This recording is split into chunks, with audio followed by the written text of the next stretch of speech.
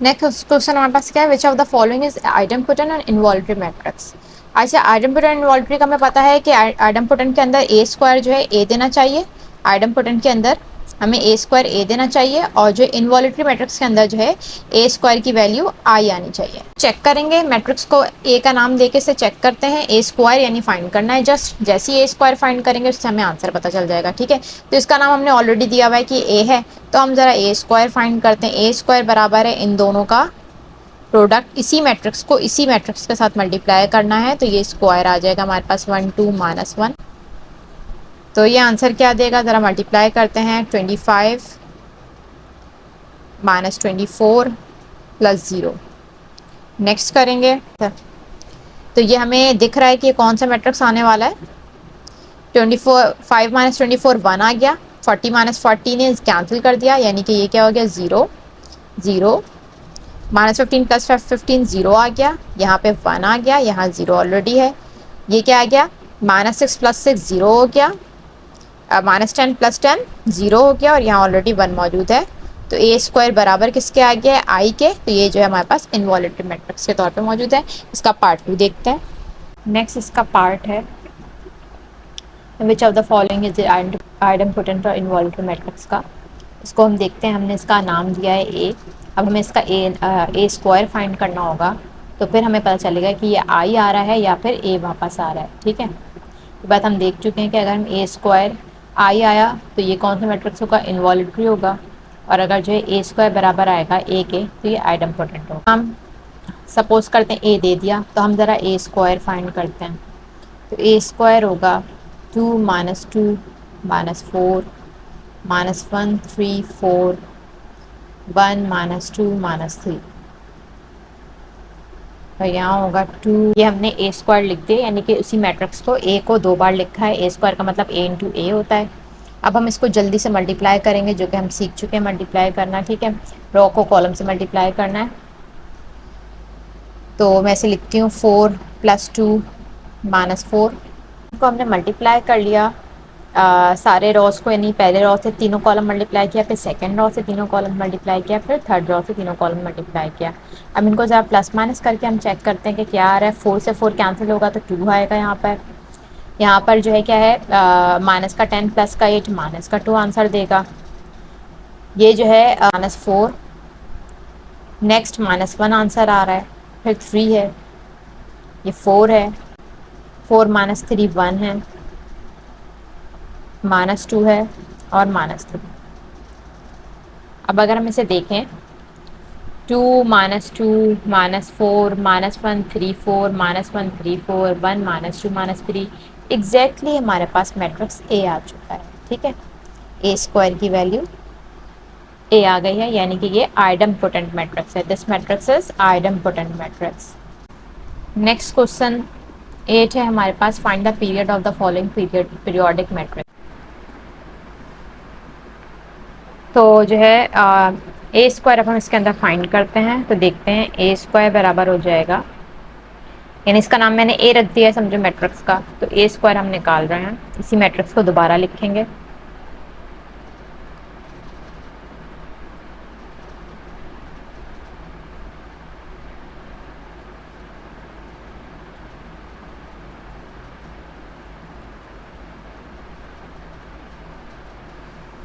ये हमने लिख लिया। नेक्स्ट हम जो है मल्टीप्लाई करते हैं इसको, तो देखते हैं कि क्या आंसर आएगा, यानी रो कॉलम से मल्टीप्लाई होगा। ये इनका मल्टीप्लाई करके आंसर आ गया। मल्टीप्लिकेशन, अब हम इसको ऐड वगैरह कर लेते हैं, तो ये बन जाएगा -5, ये आ गया हमारे पास -6, ये -6, क्योंकि 18 -18 कैंसिल हो जाएगा, -9 + 18 9 आंसर आ गया, ये 10 आ गया। 36 -27 9 आएगा, -6 + 2 -4 आएगा, -4 आएगा, और ये -12 + 9 -3 आएगा। तो ये तो अभी हमारे पास ए स्क्वायर आया है। ठीक है, तो अभी इसके बाद इस वक्त भी ये वापस ए नहीं आया हमारे पास, जो ए मैट्रिक्स है वो ए स्क्वायर ने नहीं दिया। इसका मतलब ये कि हमें एक बार और मल्टीप्लाई करते हैं, उस पर भी नहीं आया तो फिर एक बार और मल्टीप्लाई करना होगा। तो हम क्या करते हैं, मैं डायरेक्ट अभी लिख देती हूँ, जैसे अब मैं ए क्यूब निकाल रही हूँ, यानी कि जो मैट्रिक्स है इसे मैं ए से फर्दर मल्टीप्लाई करूँ। जो मैट्रिक्स ए स्क्वायर जैसे आया है तो उसके बाद ए लिखते हैं, ए क्यूब आएगा तो फिर ए लिखेंगे, इस तरीके से सो ऑन करना है। ठीक है, तो अब दोबारा मैं ए मैट्रिक्स लिख रही हूँ 1 -2 -6 -3 2 9 2 0 -3। तो अब ज़रा मल्टीप्लाई करके आंसर देखते हैं कि क्या आ रहा है इसके अंदर। ए क्यूब हो जाएगा हमारे पास। तो ए क्यूब हमारे पास क्या होगा जब मल्टीप्लाई कर लेंगे हम, तो -5 + 18 -12।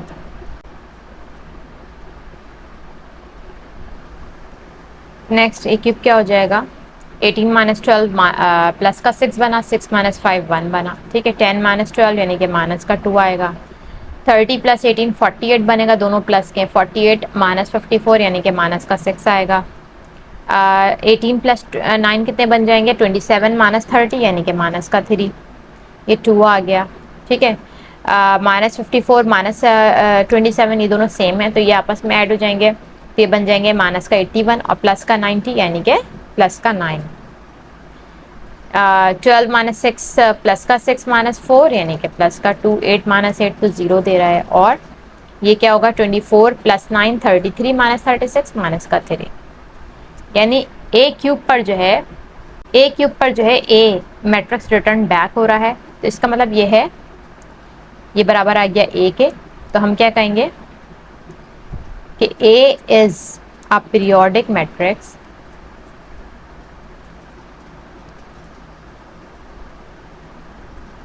Of index 2। नेक्स्ट हमारे पास क्वेश्चन है, find real number X Y Z such that matrix A is a Hermitian matrix.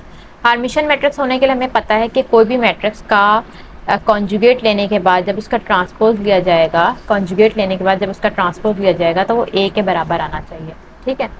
और स्क्यू हार्मिशियन में क्या होता है, -a के बराबर होना चाहिए। तो हमें जस्ट क्या करना है, इस फॉर्मूले को यूज़ करना है और फिर हम ये रियल नंबर जो एक्स वाई जी इसके अंदर हमें नजर आ रहे हैं, यहाँ पर एक्स मौजूद है, यहाँ पे जी मौजूद है, यहाँ वाई मौजूद है, ठीक है। तो जो है हम उसे फाइंड करेंगे। तो हम पहले कंडीशन को यूज़ करते हैं कि we know that if A is a Hermitian matrix, A bar का ट्रांसपोज बराबर होगा ए के, ठीक है। तो ए बार का ट्रांसपोज हम यहाँ पे निकालते हैं और इधर हम ए लिखते हैं। यानी कि हम क्या करेंगे, ये चीज़ हमें गिवन है, हमें क्या करना है, ये चीज़ हमें गिवन है तो हम इसको पूरे को यूज़ करेंगे। इसमें हम लेफ्ट हैंड साइड लेके राइट हैंड साइड के बराबर प्रूव नहीं करेंगे। फाइंड हमें कुछ और करना है, एक्स वाई जी करना है, जबकि हमें गिवन है कि हार्मिशियन मैट्रिक्स है। जब कोई चीज़ गिवन होती है तो हम उसको यूज़ करते हैं, यानी कि हम इस तरफ लेके सॉल्व करेंगे।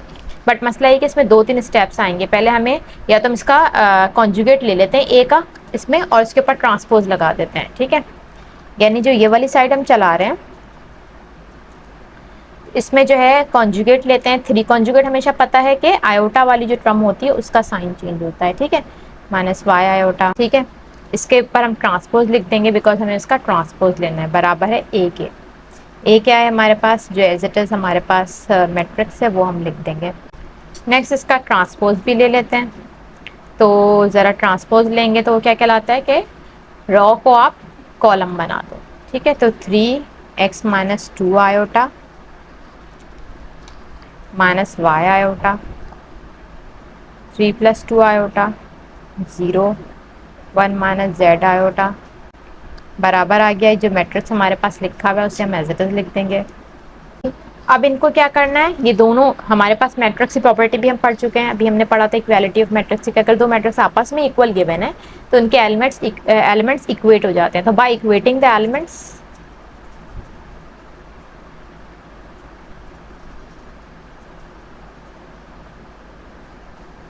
एलिमेंट्स इक्वेट करेंगे तो 3 + 2 आयोटा बराबर हो जाएगा x + 2 आयोटा के, ठीक है। हम क्या करेंगे, फर्स्ट में 3 बराबर है 3 हमें लेने की जरूरत नहीं है, जो हमारे काम के हैं हम उसको लेंगे, ठीक है। 3 + 2 आयोटा बराबर के x + 2 आयोटा के, सही। तो अब इनमें फर्दर जो हमारे पास सेम चीज़ आ रही है 3 + 2 आयोटा x + 2 आयोटा, यहाँ से हमारे पास क्या निकल रहा है कि x की वैल्यू 3 आ रही है, ठीक है। अब इसमें प्रॉपर्टी कौन सी लग रही है, अब इमेजिनरी नंबर की कॉम्प्लेक्स नंबर की प्रॉपर्टी लग रही है। कॉम्प्लेक्स नंबर की प्रॉपर्टी क्या कहलाता है, अगर दो कॉम्प्लेक्स नंबर आपस में बराबर हैं तो उनके रियल पार्ट आपस में इक्वेट हो जाते हैं और इमेजिनरी पार्ट आपस में इक्वेट हो जाते हैं। इमेजिनरी पार्ट जब इक्वेट करना होता है ना तो उसमें आयोटा नहीं लेते हैं, ठीक है। तो लेकिन इसमें जो इमेजिनरी पार्ट था वो 2 आयोटा 20 हमें जरूरत नहीं है ना, हमें क्या करना है, अपनी वेरिएबल की वैल्यू फाइंड करनी है। तो हमने क्या किया, सिर्फ रियल पार्ट को इक्वेट करके आंसर ले लिया, ठीक है। तो इन सब चीज़ों को, छोटी मोटी चीज़ों को ध्यान में रखा करो। जैसे ये y आयोटा बराबर आ रहा है -y आयोटा के, ठीक है। तो ये रियल नंबर है, कॉम्प्लेक्स नंबर है, ये 0 प्लस वाई आयोटा है, ये 0 माइनस वाई आयोटा है। तो रियल पार्ट जो है कंपेयर करने की जरूरत नहीं है। इमेजनरी पार्ट यानी कि इमेजनरी पार्ट हम कंपेयर करेंगे इसके अंदर से, तो ये क्या बन जाएगा, y equal to minus y, यानी कि y प्लस वाई, ये यहाँ पे माइनस वाई वहाँ जाके प्लस हो जाएगा, तो y plus y equal to 0, 2y equal to 0, y equal to 0 हो जाएगा। सेकेंड रो का थर्ड एलिमेंट और सेकेंड रो का थर्ड एलिमेंट आपस में कंपेयर हुआ, तो 1 प्लस एक्स आयोटा बराबर 1 प्लस जेड आयोटा के। तो हम इमेजनरी पार्ट आपस में कंपेयर करेंगे तो z बराबर आ जाएगा x के, तो z बराबर हो जाएगा, वहाँ से x की वैल्यू पुट कर देंगे तो z बराबर हो गया 3 के। तो this is it. Question number 10 जरा देखो, विच of the following is Hermitian, skew Hermitian matrix और नाइदर। तो ये हमें देखने में समझ में आ रहे हैं। पहला वाला जो हमारे पास है पार्ट, हम सब पार्ट्स को देखते हैं क्योंकि हमारे पास प्रॉपर्टीज हमने पढ़ी हुई है ना, प्रॉपर्टीज जब पढ़ी हुई तो हमें मसला नहीं होना चाहिए। देखो प्रॉपर्टी के हिसाब से देखो, ये जो डायगोनल एलिमेंट है, इसके डायगोनल एलिमेंट देख रहे हो बच्चों, ये क्या है, रियल नंबर्स हैं, ठीक है। डायगोनल एलिमेंट रियल नंबर है तो ये फिर स्क्यू हार्मिशन तो हो नहीं सकता। अब ये पता करना है कि हार्मिशन ऑलरेडी है कि नहीं है, हम क्या करेंगे, इनके कॉन्जुगेट एलिमेंट्स चेक करेंगे, इनके सिमेट्रिक एलिमेंट्स चेक करेंगे, ठीक है। ये हमने क्या किया, इसके जो है रियल नंबर तो साइड होगा। अब सिमेट्रिक एलिमेंट यहाँ पे 1 माइनस 2 आयोटा है, यहाँ पे 1 प्लस 2 आयोटा, यानी कॉन्जुगेट है। कॉन्जुगेट का मतलब क्या होता है कि आयोटा इन्वॉल्व टर्म के जो है साइन चेंज हो, ये माइनस 2 आयोटा है, प्लस 2 आयोटा है, 4 प्लस 7 आयोटा, 4 माइनस 7 आयोटा, यानी कि हमने ये बात देख ली इसके अंदर कि जो है जो सिमेट्रिक एलिमेंट्स है वो आपस में कॉन्जुगेट है। तो ये एग्जैक्टली यानी हम दोनों प्रॉपर्टी अगर लिख भी देना, प्रॉपर्टीज लिख देते हैं, जैसे मैट्रिक्स ए, अगर हमने उसका मैंने सॉल्यूशन करके मैट्रिक्स ए नाम दे दिया, तो मैं कहूँगी कि matrix A has real number as diagonal element,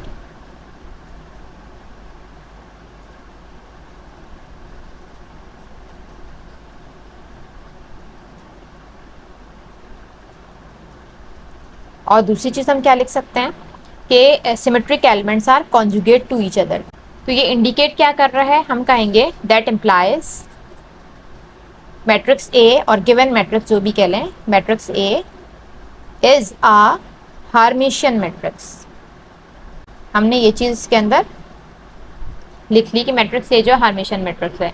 तो ऐसे भी आंसर आप बता सकते हैं प्रॉपर्टी वाइज, लेकिन अगर आपको जो है जैसे लग रहा है कि ये 5 मार्क्स का क्वेश्चन है या 10 मार्क्स का क्वेश्चन है, इस तरीके से कुछ भी है, तो आप इसको सॉल्यूशन भी कर सकते हो। आपने जल्दी से इसका क्या निकालना है, ए ट्रांसपोज का, ए कॉन्जुगेट का ट्रांसपोज निकालो या ट्रांसपोज का कॉन्जुगेट, जो भी, ये बस निकालना है और आपके पास जो आंसर बता देगा कि हार्मिशियन है कि स्क्यू हार्मिशियन। तो एक क्वेश्चन हम ये वाला कर लेते हैं, यानी कि हम क्या करेंगे, मैट्रिक्स ए गिवन है, हम इसके लिए फाइंड क्या करते हैं, ए कॉन्जुगेट का ट्रांसपोज इसका लेते हैं, ठीक है। तो पहले हम इसका कॉन्जुगेट ले लेंगे मैट्रिक्स का, तो कॉन्जुगेट क्या बनेगा, 3, जो जो हमारे पास आयोटा इन्वॉल्व टर्म होती है उसका साइन चेंज होता है, ये बात भी हमने काफ़ी बार जो है रिपीट कर ली है।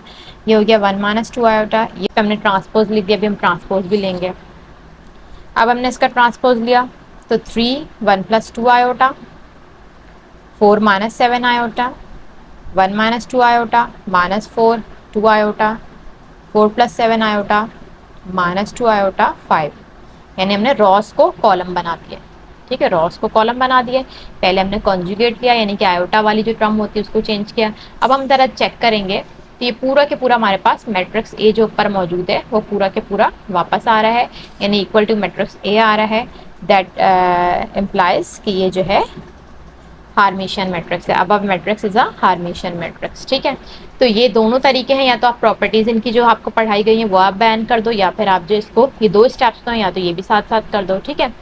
तो इस तरीके से बाकी भी आपको मैं सिर्फ एक्सप्लेन कर देती हूँ। इस क्यू के लिए क्या होता है, सेम ए कॉन्जुगेट का ट्रांसपोज फाइंड करते हैं, लेकिन वो हमारे पास क्या आना चाहिए, माइनस ए आना चाहिए, ठीक है, ए के बजाय माइनस ए आना चाहिए। अब इसमें देखो दूसरे मैट्रिक्स को चेक करते हैं, इसमें जो डायगोनल एलिमेंट हम देख रहे हैं वो क्या है, कॉम्प्लेक्स नंबर है।